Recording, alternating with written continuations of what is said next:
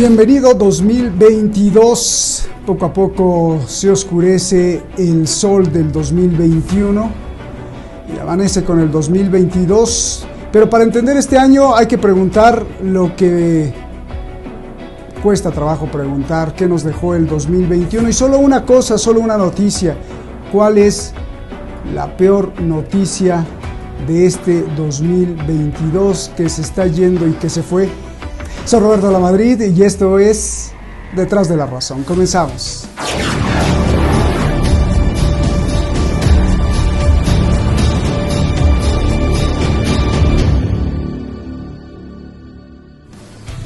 Antes que nada, feliz año y muchas gracias al equipo de Detrás de la Razón por estar apoyando todo este proyecto durante este 2021. Muchas gracias a usted, feliz año para usted y todos sus seres queridos. Y feliz año también para nuestros analistas. Está Adrián Celaya, usted lo conoce muy bien, director de CAI Center, un think tank referente incluso de Bruselas. Y también está con nosotros el inventor de la humanología, un gran filósofo allá en América del Sur, en Colombia. Gracias, Carlos Santamaría. Muchísimas gracias a los dos. Comienzo contigo, Carlos. A ver, muy fácil te la pongo. ¿Cuál es para ti la peor noticia del 2021? Un abrazo antes que nada y gusto en verlos. Un abrazo al equipo, también a Adrián, lo veo nuevamente, a toda la gente que escucha este programa y que cree también en lo que aquí se dice. La noticia más delicada, más peligrosa, sigue siendo la misma de los años anteriores. ¿Cuál? La intervención del régimen estadounidense en el mundo, provocando hoy día la posibilidad, primero, de una guerra grave en Ucrania, posibilitando una guerra grave con China, hoy día interviniendo en América Latina y propiciando un golpe de Estado en El Salvador. Es decir, la única noticia más grande del mundo y que a nosotros nos conmueve es aquella que siga insistiendo en el genocidio palestino, por ejemplo. Es decir, mientras esto continúe, no hay otra noticia. Porque para quienes piensen que ha sido la plandemia y no pandemia, hay una gran debilidad. El informe chino a nivel científico demostró claramente que el COVID es producto ¿de qué? De esa guerra biológica que se ha instaurado desde hace muchos años. Por eso la noticia más delicada, más fuerte, sigue siendo la geopolítica que utiliza el régimen estadounidense, unido obviamente a su hermano mayor, que es Israel. Bien, Carlos, ahora regreso contigo. Adrián, la misma pregunta para ti. ¿Cuál es la peor noticia del 2021? Adelante. Bueno, un saludo a todos. Carlos no me lo ha dejado muy bien, pero la mala noticia que yo había elegido no era la pandemia en sí misma, porque en realidad es una noticia del 2020, sino, yo diría, la continuación de la pandemia. En el sentido de que 2021 nos ha transmitido que algo que pensábamos inicialmente que iba a ser meramente transitorio, iba a tener continuidad. Hemos visto que ha tenido continuidad y no sabemos hasta cuándo. Y esto es muy importante, creo, no exclusivamente desde el punto de vista sanitario, que evidentemente lo es, sino porque estamos viendo que sus repercusiones a nivel, por supuesto, económico y quizás a nivel geopolítico pueden llegar mucho más lejos de lo que inicialmente pensábamos. No solo en base pues a determinados análisis que podamos o no hacer, sino si tenemos en cuenta las expectativas que con respecto a la propia pandemia pues se han creado en los entornos de las grandes corporaciones, en el Foro Económico Mundial, con el proyecto Gran Reinicio, etcétera, que han relacionado muy directamente con una prolongación de esta pandemia que propicie, por razones políticas y por razones económicas, propicie un contexto en el que de alguna forma les facilite dar una salida a un sistema neoliberal que ya no da más de sí. Perfecto. Bueno, vamos con la réplica. Es muy fácil, es muy sencillo. Ahora, aquí viene la parte jugosa, porque el público puede sacar las conclusiones. Carlos, tenemos entonces dos posiciones que no son contrarias, pero son dos posiciones. Tú me dices que es la intervención de Estados Unidos, que es una noticia continuada desde hace años. Adrián se inclina más por la continuación de esta pandemia. ¿Cómo contrastas esto y cómo le dices al público o cómo defenderías tu idea frente a esta pandemia que ha estado desnudando todas las inquietudes, falencias, pobrezas y todos los lados flacos del sistema mundial, frente a esta intervención de Estados Unidos, que algunos dicen que pues el imperio está cayendo y que ya no tiene tanto poder, por ejemplo, no sé, se me ocurre. Adelante, Carlos, con esta réplica, por favor. Con Adrián no vamos a tener ninguna contradicción, porque sí, él está planteando ya hacia dónde se dirige la pandemia, que es también al proceso del terror. La gente está aterrorizada, sigue aterrorizada, y sabemos que mientras se aterroriza, la dominamos. Entonces es muy importante lo que ha planteado Adrián. Ahora, respecto a que Estados Unidos, ese régimen, es supremamente peligroso, lo vemos en 4 elementos solamente. Primero, en la mediática. América Latina, por ejemplo, no sabe lo que ocurre. Ellos tienen el control prácticamente del 98% de la información en América Latina. ¿Quién sabe de esto que está ocurriendo? De lo que plantea Adrián, la nueva perspectiva. Esas cosas no se conocen acá. ¿Por qué? Porque manejan toda la información. En el caso de Colombia es el 100%. No hay ningún medio que pueda decir nosotros vamos a apoyar procesos liberadores. Pero tenemos 2 elementos más por los cuales confirmo lo que digo. Primero, Biden está propiciando la ocupación de Ucrania. Que tengan 4.000, 5.000 u 8.000 militares, eso se llama ocupar un país. Está ocupando Siria, está ocupando Irak, ahora quiere ocupar Salvador con un golpe de Estado. Está ocupando Europa con misiles. Y por otro lado tenemos el terrorismo. Nosotros sabemos que Daesh, Estado Islámico, Al-Qaeda, todos ellos continúan porque Estados Unidos los sigue financiando y propiciando. Acabamos de ver hoy día unas imágenes en Irak donde realmente se muestra un oficial iraquí que es asesinado por Daesh.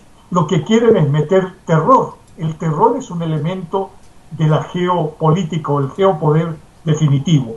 Y por último, la política económica.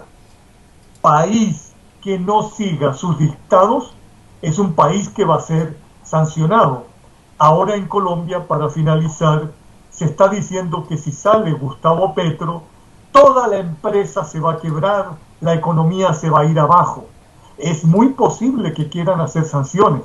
Sin embargo, los países que se están liberando, como Chile, por ejemplo, hoy día están marcando un nuevo camino. Es muy peligroso, aunque vaya en declive. No olvidemos que cuando Estados Unidos va en declive es cuando lanza más dardos y más amenazas y más destrucción. Carlos, gracias. Adrián, igual que le pregunto a Carlos, te pregunto lo contrario. ¿Por qué no eligiste más bien el ultimátum que da Putin a la OTAN de sálganse, no me pongan misiles, o la confrontación que se está dando en el estrecho de Taiwán, la misma confrontación que se está dando ahí en Europa Oriental, y que ambas o por separado podrían provocar hasta una tercera guerra mundial, y en vez de eso escoges la continuación de la pandemia? Tu réplica, por favor, a lo que está diciendo Carlos, para ya sí, irnos.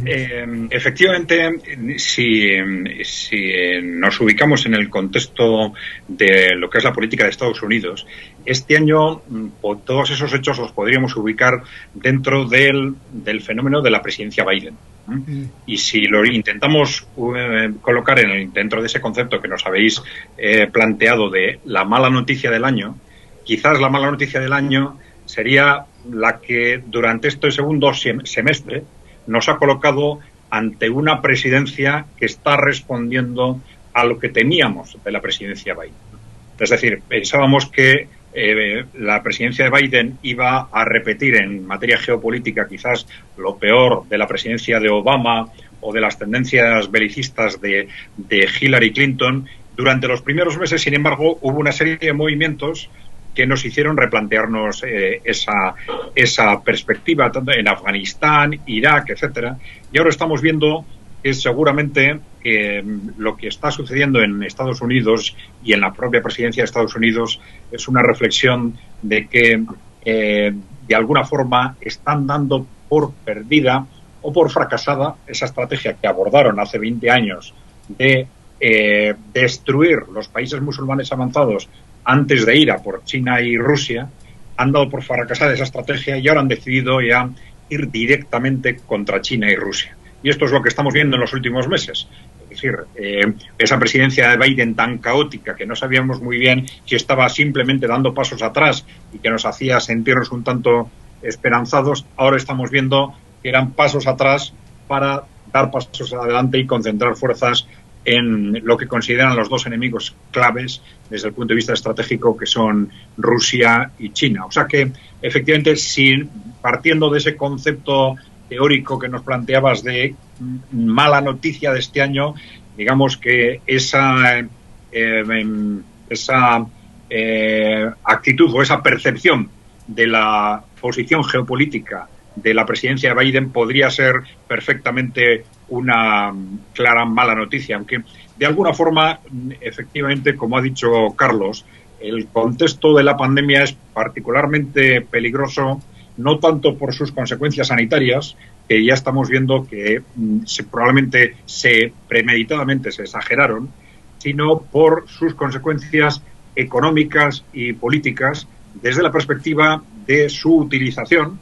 El proyecto Gran Reinicio va en esa dirección también, de su utilización por la élite occidental como un instrumento para salir de ese callejón sin salida en el que se siente. Es decir, tiene la sensación de que hay un sistema económico que se está hundiendo, un contexto geopolítico en el que están cada vez más acorralados y entonces están utilizando el contexto de pandemia y al final todos estos movimientos se están enfocando en la misma dirección, en un intento, podemos decir, probablemente desesperado de esa élite corporativa de salir adelante como sea, por un lado cambiando el sistema económico, y esto puede implicar quizás la necesidad de una dictadura que haga que la población occidental soporte una serie de medidas económicas que no soportaría de otra forma, y por otro lado un enfrentamiento directo con China y Rusia para salvar la hegemonía estadounidense, no porque Estados Unidos sea el problema como país, sino porque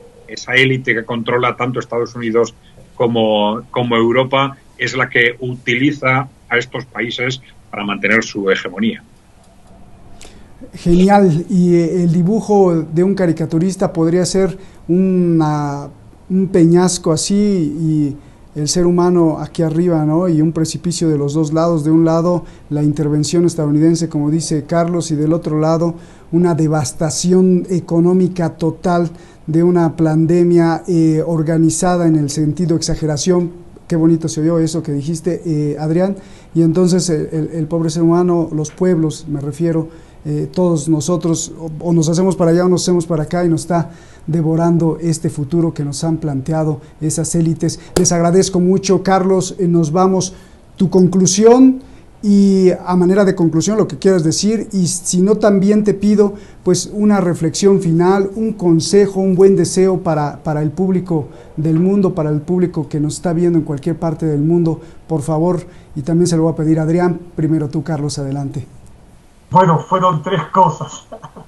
Primero, el abrazo a ti, Roberto, a Chadi, a Adrián, a toda la gente que nos dice: continúen, sean soberanos en su pensamiento. Segundo, el abrazo profundo a nuestros pueblos, que hoy día están intentando hacer de la soberanía ese proceso que nos va a llevar a la equicracia. Y tercero, ratificar que afortunadamente en el mundo la dictadura del régimen estadounidense se ha ido debilitando profundamente. Cada vez, por lo menos en América Latina, hay más gente que toma conciencia de que tenemos que hacer de la liberación un proceso de igualdad y de justicia social. Pienso que estos tres elementos responden a tu llamado hoy día a nivel de la humanidad. Muchas gracias, Roberto, y a todos ustedes que nos dan esta posibilidad de emitir una posición ante el mundo.